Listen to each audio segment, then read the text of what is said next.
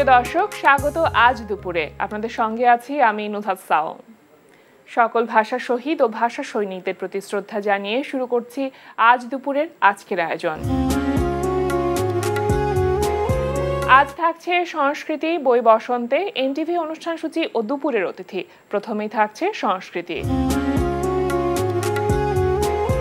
ভূমি art gallery ও শিল্পাঙ্গনের যৌথ আয়োজনে ভূমি আর্ট গ্যালারিতে অনুষ্ঠিত হচ্ছে 12 জন শিল্পীর দলীয় চিত্রকলা প্রদর্শনী 12 স্টোরিজ। প্রতিদিন বিকেল 4টা থেকে রাত 8টা এই সময়ে প্রদর্শনী চলবে 20 ফেব্রুয়ারি পর্যন্ত। বাংলা একাডেমি প্রাঙ্গণ ও সোহরাওয়ার্দী উদ্যানে অনুষ্ঠিত হচ্ছে বাঙালির প্রাণের মেলা অমর একুশে বইমেলা 2025।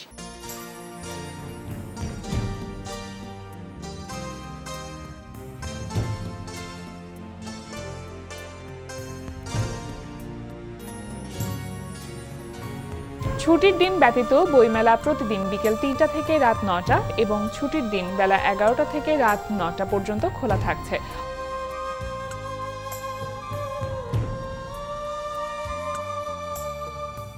অমর একুশে বইমেলা চলবে পুরো ফেব্রুয়ারি মাস জুড়ে। লেখক, পাঠক ও প্রকাশকের এই মিলন মেলায় আপনিও অংশগ্রহণ করুন। বই মানুষের সুপ্ত প্রতিভার বিকাশ ঘটায়। বুদ্ধিদীপ্ত, মুক্ত চিন্তা, আলোকিত মানুষ ও সুস্থ সুন্দর মননশীল জাতি গঠনে বই পড়ার বিকল্প নেই। প্রিয় দর্শক, অমর একুশে বইমেলা 2025-এ প্রকাশিত নির্বাচিত বই নিয়ে এবার আমাদের বিশেষ আয়োজন বই বসন্তে।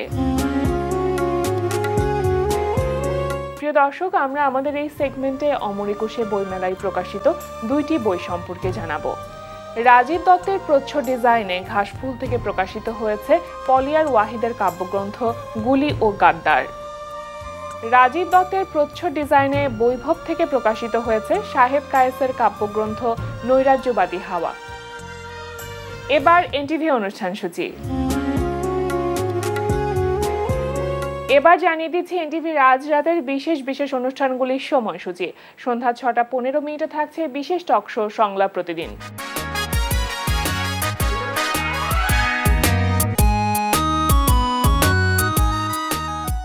রাত 8টা 20 মিনিটে থাকছে ধারাবাহিক নাটক ঘরের শত্রু বিভীষণ। সুযোগ পেলেই বউ জামাই এক হয়ে যাচ্ছ, তাই না? তুই টাইমলি আসতে পারবি কিনা, আর নীলিমা একলা সব ম্যানেজ করতে পারবে কিনা? টাইম মতো আসতে না পারলে তো তোমারই ভালো। মীরাকে বিয়ে করার সুযোগটা পেয়ে যেতে, তাই না? বাড়িতে ভেজাল লাগে, এখন আমাদের মধ্যে ভেজাল লাগাই দিতাস না? ট্রাই করতে দোষ কি? লাভ নাই। আচ্ছা শোন, আব্বা কিন্তু খুব ডেসপারেট হয়ে গেছে। আমার ধারণা সে মিলির কোনো ক্ষতি করবে। তা তো করতেই পারো, কিন্তু আমি চাই না আমার উপকার করতে এসা কেউ ক্ষতির সম্মুখীন হোক। শোন, মানুষ চায় এক, হয় আর এক। এসব কি বলছেন অভি ভাই? মানে আমাদের উপকার করতে এসে মিলি আপার কোনো ক্ষতি হোক, এটা আমরা কিছুতেই মানতে পারবো না। আরে না, রাত 9টায় থাকছে অনুষ্ঠান স্যান্ডালিনা গ্ল্যামার ওয়ার্ল্ড।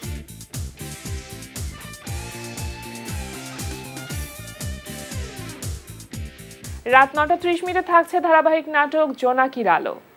আচ্ছা ওই মিটু, তুই ওই যে কায়েস যে টাকা দিলি আমার উদ্ধার করার জন্য, সেই টাকা কই থেকে যেন পাইছিলি? মামা, আপনি ভুলে গেছেন? আপনার এর আগে কইছিলাম, ওইসে আমার গ্রামের এক বড় ভাই আছে, সে আমার খুব ভালোবাসে, সেই আমার ধার দিচ্ছে। ও হ্যাঁ, কিন্তু এই ধার সত্য করানো লাগবো, তাই না? চিন্তা করিস না, আমি একটা লোনের অ্যাপ্লাই করছি, পাই যাবি, টাকা দিয়ে দেবো। মামা, ওই টাকা পয়সা নিয়ে আপনি ভাইবেন না তো।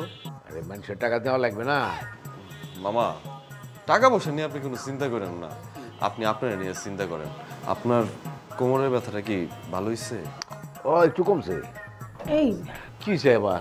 চাহিদ তো এখনো এলো না। রাত 11টা 30 মিনিটে সরাসরি সম্প্রচার হবে টক শো এই সময়।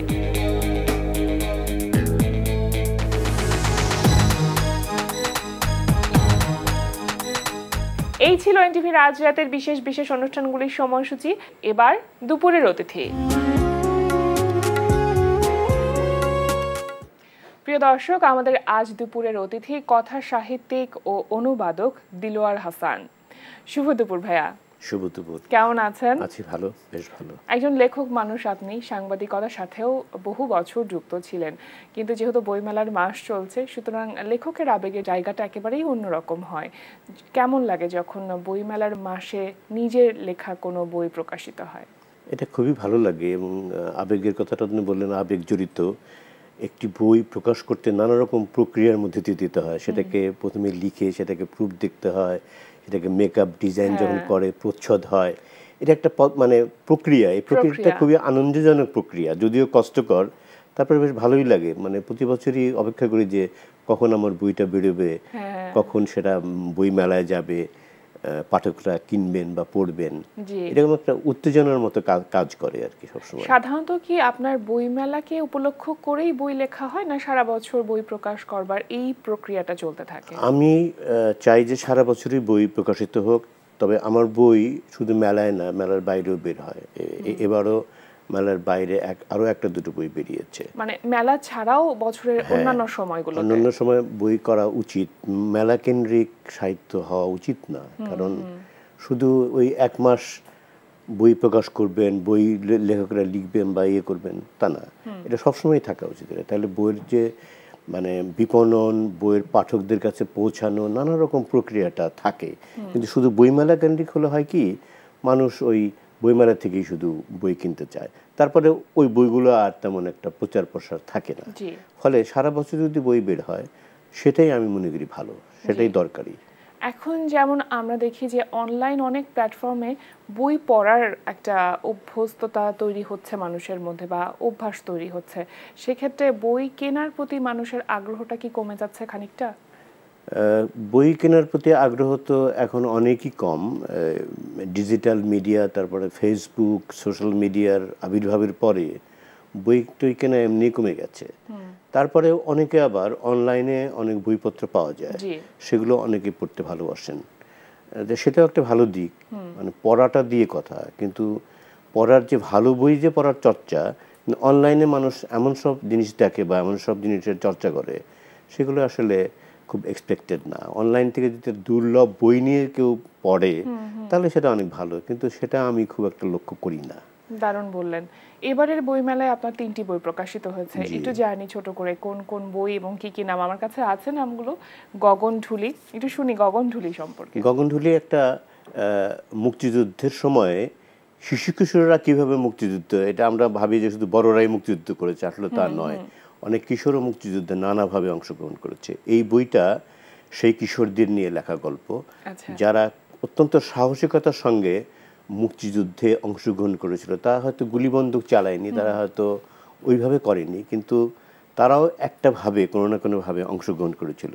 জি, মুক্তিযুদ্ধের যেই গল্পগুলো আপনি এই বইয়ের মধ্যে উঠে নিয়ে আসতে চেয়েছেন, আপনি এটা প্রকাশিত হবার পর কেমন দেখেছেন? রিয়াকশনটা কেমন পাঠকদের মধ্যে বা শিশু কিশোরদের মধ্যে মুক্তিযুদ্ধকে নিয়ে আগ্রহের জায়গাটা আসলে কতখানি? এগুলো এমন সব পত্রিকা ছাপা হয়েছে যেগুলো বড়দের পত্রিকা, ছোটদের পত্রিকা নয়। ফলে এইগুলোর যে মানে তারা পড়ে যে কি প্রতিক্রিয়া ব্যক্ত করলো সেটা জানবার খুব কম সুযোগই আমার হয়েছে।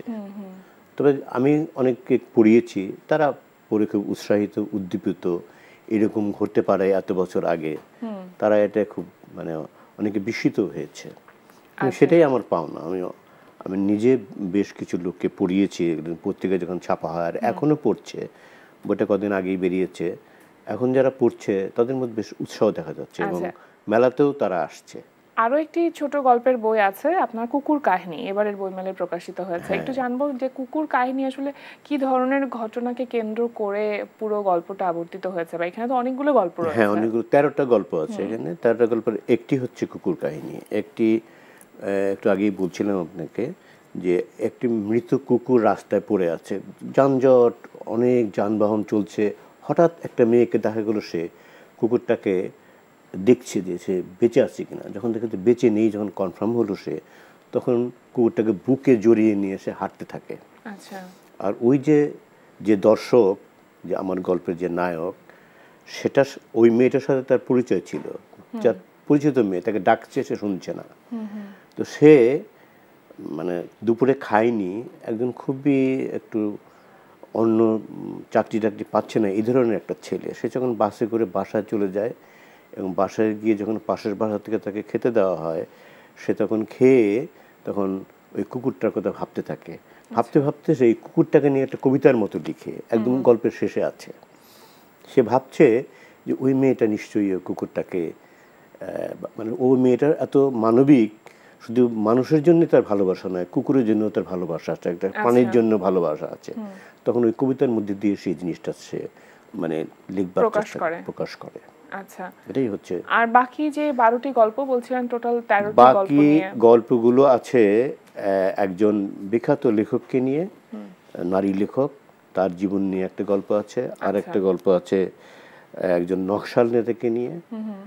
নকশাল নেতার পারিবারিক অবস্থান এখন কিরকম তা জানবার জন্য আমার গল্পের নায়ক তাদের বাড়িতে গেছেন, যে নকশাল নেতাকে হত্যা করা হয়েছিল। তো সেগুলো সে এক্সপ্লোর করার চেষ্টা করে যে এখন তারা কেমন আছে। আর একটা গল্প আছে, সেটি হচ্ছে একজন বিখ্যাত মণিপুরী নেত্রী ইরমচানু শর্মিলা, ওনাকে নিয়ে একটা গল্প আছে, যিনি 16 থেকে 17 বছর এক নাগাড়ে অনশন ধর্মঘট করেছিলেন এবং তাকে জেলে বন্দি করে রাখা হয়েছিল, হাসপাতালের জেলে, এবং তাকে নল ঢুকিয়ে তাকে খাওয়ানো হতো। তার মানে 13টি গল্প 13 রকম বিষয়বস্তু নিয়ে আসলে আবর্তিত হচ্ছে। আরো একটি, আপনার যে অনুবাদ সাহিত্যে আপনি অনেকগুলো বছর ধরে কাজ করছেন, যে অনুবাদ গ্রন্থটি এবার এসেছে, লস্ট ইন আমেরিকা, আমি কেমন করে আমেরিকায় হারিয়ে গিয়েছিলাম, আইজ্যাক বাশেভিচ সিঙ্গারের লেখা, সিঙ্গারের জীবন কাহিনী নিয়ে এই বইটি। একটু জানতে চাই যে কেন মনে হলো এই বইটির অনুবাদ করাটা জরুরি? সিঙ্গার খুবই শক্তিশালী এবং খুবই একজন খ্যাতনামা তো বটেই। 1978 সালে নোবেল পুরস্কার তিনি পেয়েছিলেন এবং তার লেখার ধরন সম্পূর্ণ ভিন্ন। তিনি বলছেন যে আমি যা লিখতে চাই সেটা হয়তো আপনাদের শেলভেই আছে অনেক বই, কিন্তু আমি নিজের সম্পর্কে লিখতে চাই এবং সেখানে আপনারা হয়তো অনেক কিছুই পাবেন, আপনারা নিরাশ হবেন না, এই জন্যে আমি নিজেকে নিয়ে লিখি। এই কারণে 3টি বই তিনি, মানে তার আত্মজীবনীর সংখ্যা 3টি, অনেকে তো 1টি লেখে, উনি 3টি লিখেছেন। 3টির একটি হচ্ছে লস্ট ইন আমেরিকা। 1935 সালে যখন সিঙ্গারের জন্মভূমি পোল্যান্ডে নাৎসি বাহিনী আক্রমণ করার চেষ্টা করছে বা ভাবছে যে তারা আক্রমণ করবে, ওখানে সিঙ্গার ছিলেন ইহুদি তো হলে নাৎসিদের হাত থেকে বাঁচার কোনো উপায় নেই। তখন তার ভাই থাকতেন নিউ ইয়র্কে, তিনিও লেখক ছিলেন, জোসুয়া সিঙ্গার। তিনি বলেন তুমি তাড়াতাড়ি চলে এসো। তিনি পোল্যান্ড থেকে গেলেন ফ্রান্সে, ফ্রান্স থেকে জাহাজে করে নিউ ইয়র্কের পথে পাড়ি দিলেন। এই যে 5-7 দিনের যে জার্নি, সেই জার্নিতে যথেষ্ট দুর্ভোগ পোহালেন। তিনি জার্মান ভাষা জানতেন, কিন্তু ওই জাহাজ ছিল ফরাসি জাহাজ, কেউ অন্য কোনো ভাষা বলতো না। তিনি খুবই কষ্ট করছিলেন, খাওয়া দাওয়ারও কষ্ট হচ্ছিল, তিনি যাকে চাইতেন তা পারছিলেন না, কারণ বলতেও ঠিক মতো পারেন না, কেউ ভাষা বোঝে না। তখন একটি মেয়ের সঙ্গে তার পরিচয়, সে মেয়েও পোল্যান্ড থেকে এসেছে। সেই মেয়েটি সিঙ্গারের যে মূল মাতৃভাষা ইদিশ, সেই ভাষাও জানে, জার্মান জানে, এবং তাকে পেয়ে খুবই উদ্দীপিত হন সিঙ্গার এবং তার সঙ্গে বন্ধুত্ব হয়। এবং আমেরিকাতে পৌঁছার পরও ওই মেয়েটির সঙ্গে তার বন্ধুত্ব বজায় ছিল। এবং আমেরিকাতে গিয়ে সিঙ্গার যে জীবনযাপন করলেন, কিভাবে তিনি ওই সংস্কৃতির সঙ্গে নিজেকে খাপ খাইয়ে নিলেন।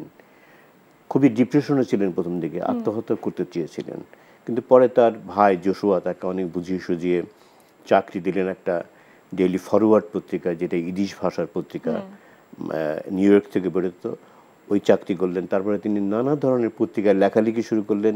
এইভাবে নিজেকে কিভাবে তিনি একজন লেখক হিসেবে আমেরিকার মাটিতে প্রতিষ্ঠিত করলেন। ইংরেজি ভাষা শিখলেন, যদিও তিনি ইদিশ ভাষাটাই শুধু লিখতেন, ইংরেজি তিনি লিখতেন না। সবাই বলতো কেন আপনি ইদিশ ভাষায় লেখেন, এ তো অনেকের কাছে পৌঁছবে না। বলে আমি চাই এই ভাষাটা মানে জীবিত থাকুক, এই ভাষাটা আবার পুনরুজ্জীবিত হোক, মানুষ এই ভাষাটা যাতে ভুলে না যায়, এই জন্যই আমি ইদিশে লিখি। এবং পরে তার অনেক লেখা ইংরেজিতে অনুবাদ হয়েছে। ভাষা ভেদে অনেক শব্দের অর্থ কিন্তু পরিবর্তন হয়ে যায় এবং মূল ভাবার্থের জায়গাটাও অনেক সময় পরিবর্তন হয়। যেহেতু আপনি অনুবাদ সাহিত্য নিয়ে কাজ করছেন, সুতরাং অনুবাদ সাহিত্যের অনেক বড় একটি চ্যালেঞ্জ এটি। এই জায়গাতে আপনি আসলে কিভাবে কাজ করেন বা আপনার মাথার মধ্যে কি থাকে যে মূল ভাবার্থ ঠিক রাখবার জন্য কোন কাজটি করা খুব বেশি জরুরি? আপনি জানেন যে অনুবাদ করতে গেলে দুটো ভাষাই খুব ভালো জানতে হয়, এবং শুধু ভাষা জানলেই হয় না, ওই ভাষার যে কালচার, সংস্কৃতি, মানুষের জীবনযাপন, এগুলোও জানতে হয়। এগুলো জেনে আপনি তো নিজের দেশের মানুষের কথাই জানেন, তাদের জীবনযাপন কীরকম, তাদের ভাষা কীরকম, সেইভাবে একটা সমন্বয় সাধন করতে হয়। যেমন একটা কঠিন হয়তো জিনিস আছে যেটা বাংলাদেশিরা বুঝবে না, সেক্ষেত্রে আমি টিকা ব্যবহার করি, যাতে পাঠক বুঝতে পারে যে আসলে এই জিনিসটা একটা খাদ্যের নাম বলা হয়েছে। এখন যদি আমি বলি পান্তা ভাত, এবং পান্তা ভাতের অনুবাদ যদি কেউ করেন, আসলে লোকে বুঝবে না। ওইভাবেই সেটাকে সমন্বয় সাধন করে পাঠকের বোঝার উপযুক্ত করে আমি তখন সেটাকে প্রকাশ করি। আসলে ভীষণ গুরুত্বপূর্ণ বিষয়টি। আপনার লেখালেখির সাথে এই যে যুক্ততা, এটা কি অনেক ছোটবেলা থেকেই? অনেক ছোটবেলা থেকে। আমি যখন স্কুলে পড়ি তখন থেকেই আমি দৈনিকগুলোর যে শিশু কিশোরদের পাতা ছিল ওখানে আমি লিখতে শুরু করি। তারপর আস্তে আস্তে 1973 সনে আমি ওখানে স্থানীয়ভাবে নিজস্ব সংবাদদাতা বিভিন্ন পত্রিকার কাজ করতে থাকি। খ্যাত মানুষেরা সাংবাদিকতা জগতের, তাদের হাত ধরে আমি ওই আমার যে শহর মানিকগঞ্জ, সেখান থেকে আমি সাংবাদিকতা শুরু করি। তারপর আমি বাংলাদেশ অবজারভারের কাজ করতে থাকি, বাংলাদেশ প্রেস ইন্টারন্যাশনাল বলে একটা নিউজ এজেন্সি ছিল, সেখানে কাজ করি, যেটি বর্তমানে যে বাংলাদেশ সংবাদ সংস্থা আছে ওদের সঙ্গে একীভূত হয়েছে। খুবই একটা ইন্টারেস্টিং ব্যাপার ছিল আমার জন্যে, এবং অনেক ঘটনা ঘটতো। এই ঘটনাগুলো আমার বিভিন্ন লেখার কাজে লেগেছে, লেখার প্রেরণা হিসেবে কাজ করেছে। অনেক ঘটনা তো আমি প্রত্যক্ষ করেছি, মানুষ মারা যাচ্ছেন, অভিজ্ঞতাগুলো শব্দে উঠে এসেছে। এটা খুব দরকারি একজন কথা সাহিত্যিকের জন্য আমি মনে করি, এবং আমার এই জীবন। আপনি যেহেতু বাংলা ভাষা নিয়ে আসলে কাজ করছেন অনেক আগে থেকে, ছোটবেলা থেকে লেখালেখি করছেন, আগে থেকে কি পরিকল্পনা ছিল যে বাংলা ভাষা ও সাহিত্যে আপনার লেখাপড়া করা হবে? যেহেতু আপনি ঢাকা বিশ্ববিদ্যালয়ে পড়াশোনা করেছেন। হ্যাঁ, আমার একদম পরিকল্পনাই ছিল, আমি একটা আন্তরিক ইচ্ছে ছিল যে আমি বাংলায় পড়ব, এবং আমি 5-6টা সাবজেক্টে তখন চান্স পেয়েছিলাম। তার মধ্যে ইংরেজি, সাংবাদিকতা, পাবলিক অ্যাডমিনিস্ট্রেশন এগুলো ছিল। এগুলো বাদ দিয়ে আমি বাংলায় পড়েছি, যেহেতু আমি সাহিত্য চর্চা করব এবং আমি সাংবাদিকতা করব। আমি 1981 সালে MA ফাইনাল পরীক্ষা দিয়েই আমার লেখালেখির তখন একটা অন্য পর্যায়ে শুরু হয়। অনুবাদ করতে শুরু করি, বিভিন্ন গল্প লিখতে থাকি, বিভিন্ন পত্রপত্রিকায় সেগুলো ছাপা হতে থাকে। তখনকার বিখ্যাত সব দৈনিকের সাহিত্য পাতা আমার লেখা ছাপা হতে থাকে। সাংবাদিকতাও কিন্তু আপনার এই বই লেখার পেছনে একটা বড় অনুপ্রেরণা হিসেবে কাজ করেছে বা প্রভাবক হিসেবে কাজ করেছে। হ্যাঁ, নিশ্চয়ই। প্রথম প্রকাশিত বই আপনার অনেক দেরিতে, এটা কেন? আপনি ছোটবেলা থেকে লেখালেখি করছেন কিন্তু এত সময় নিয়ে বই প্রকাশ করলেন। আপনি জানেন যে বই প্রকাশ এমন একটা প্রক্রিয়া, সেখানে অনেক নিজেকে যুক্ত করতে হয়, সময় দিতে হয়, সেটা আমি পারিনি। প্রথম বই প্রকাশিত হয়েছিল কত সালে আপনার? এটা হয়েছিল 2010 সালে। যদি ফরমাল বই বলেন, তার আগেও আমার প্রকাশিত ছোটখাটো আকারে, কিন্তু সেগুলো আমি ধরি না। 2010 সালে আমার প্রথম গল্পের বই বেরোয়। এই যে আপনি গল্পের বই এবং যেই শিশু কিশোর যে ছোট গল্পগুলো লিখে থাকেন কিংবা অনুবাদ সাহিত্যে কাজ করে থাকেন, উপন্যাস লেখার প্রতি কখনো আগ্রহ তৈরি? উপন্যাস লেখার আগ্রহ সবসময়ই আছে। উপন্যাস লেখা একটা দীর্ঘ প্রক্রিয়া, দীর্ঘ সময়ের প্রয়োজন পড়ে। এখন তো আমি চাকরি থেকে অবসর নিয়েছি, এখন আমি লিখতে শুরু করেছি, এবং 1-2টা পাণ্ডুলিপি আমার তৈরি হয়ে গেছে। হয়তো আগামী বই মেলায় সেগুলো আসবে। এগুলো খুবই সময় সাপেক্ষ ব্যাপার। আমি পুট করে একটা লিখলাম আর ছেড়ে দিলাম বাজারে, এটা হয় না, এটা আমি মনে করি না। একটি বই, বিশেষ করে উপন্যাস, খুবই সম্পাদনার দাবি রাখে, বারবার দেখার দাবি রাখে, ভাষা পরিবর্তন করার, ভাষায় নতুনত্ব আনবার চেষ্টা করার ব্যাপার থাকে। সে কারণে এগুলো আমি ইচ্ছে করেই দুধদার প্রকাশ করছি না। আমি চাচ্ছি যে ধীরে সুস্থে প্রকাশিত। বই লিখবার জন্য অনেক বেশি পড়বার দরকার হয়, তো সেই সময়টা কি পান আপনি? সেই সময়টা এখন পাচ্ছি, আগে খুব কম পেতাম। তারপরেও আমি চেষ্টা করতাম পড়বার জন্য। আমার ছোটবেলা থেকে আমি বই পড়ি। আমাদের মানিকগঞ্জ শহরে একটা পাবলিক লাইব্রেরি ছিল, আমি 1964 সাল থেকে সেখানে মেম্বার ছিলাম, এবং মানিকগঞ্জ থেকে চলে আসার পূর্ব পর্যন্ত আমি ওই লাইব্রেরির মেম্বার ছিলাম। এবং ঢাকায় এসে ব্রিটিশ কাউন্সিল, ইউসিস লাইব্রেরি, বিশ্ব সাহিত্য কেন্দ্র লাইব্রেরি, এসব জায়গায় আমি পড়েছি এবং এখনও এসব অনেক লাইব্রেরির আমি সদস্য আছি। আর নিজে তো বই আমি কিনি। পড়া ছাড়া লেখক হওয়া যায় না, কিন্তু আমাদের দেশে না পড়েই লেখক হতে চান। যদি প্রাপ্তির জায়গা জানতে চাই, যে প্রাপ্তিটা কি আসলে মূলত? লেখালেখি করলে আসলে কিছু পাওয়া যায় না, বাংলাদেশে তো নাই। আপনি ভাবতে পারেন যে লিখে রয়্যালটি পাওয়া যায়, লিখে টাকা পাওয়া যায়, আমাদের দেশে আসলে তেমন একটা পাওয়া যায় না। এটা একটা অবসেশন, একটা তাড়া, একটা নেশা, যার ঘরে আমি এগুলি লিখি। মানে লেখকের একরকম তাগিদ থাকে। আমি না লিখে পারি না। আমার বই যদি কেউ না ছাপে, আমার লেখা যদি কেউ না ছাপে, তাও আমি লিখবো। আমার নিজের জন্য আমি লিখি, নিজের ভালো লাগার জন্য লিখি, নিজে যা বলতে চাই, প্রকাশ করতে চাই। এখানে তো আমি অধীশ্বর, এখানে কেউ আমাকে বলার কেউ নেই, সেই তো আমি ওইভাবেই আমি প্রকাশ করি। কেউ যদি ছাপে ওভাবে ছাপবে, না হলে আমি রেখে দেব, ওটা আমার নিজের সম্পদ। অনেক ভালো লাগলো আপনার সাথে কথা বলে। অনেক অনেক ধন্যবাদ আজকে আমাদের আয়োজনে এসে সময় দেওয়ার জন্য। অনেক অনেক শুভকামনা রইল আপনার জন্য। এনটিভিকে ধন্যবাদ, আপনাকেও ধন্যবাদ এই অনুষ্ঠানে আমাকে আমন্ত্রণ জানানোর জন্য এবং আমাকে মনের মতো করে কিছু কথা বলবার সুযোগ করে দেওয়ার জন্য। প্রিয় দর্শক, আমরা চলে এসেছি অনুষ্ঠানের শেষ প্রান্তে। অনুষ্ঠান সম্পর্কে আপনার মতামত জানাতে মেইল করুন আজ দুপুরে @ntvbd.com এ। বিশ্বের যে কোনো প্রান্ত থেকে যে কোনো সময় আজ দুপুরে দেখতে ভিজিট করুন আমাদের পূর্ণাঙ্গ ওয়েব পোর্টাল www.ntvbd.com। এছাড়া এনটিভি সব জনপ্রিয় অনুষ্ঠান ও খবরের আপডেট পেতে ভিজিট করুন আমাদের ইউটিউব চ্যানেল ও ভেরিফাইড ফেসবুক পেজে। সবার মঙ্গল কামনায় আজকের মতো এখানে শেষ করছি। শুভ দুপুর।